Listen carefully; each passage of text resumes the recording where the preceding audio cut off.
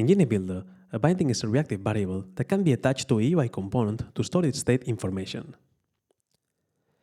This enables two-way synchronization between the backend and the frontend, so that when interacting with the component, the reactive variable in the back will be automatically updated.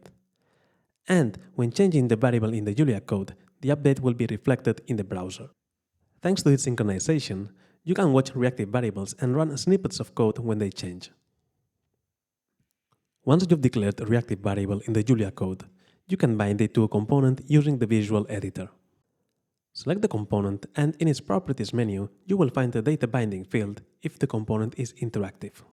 Moreover, you can convert the field that takes constant values to data binding by clicking on the lightning icon next to it. Each field will have its preferred type like string or integer, so it will only accept bindings of the same type.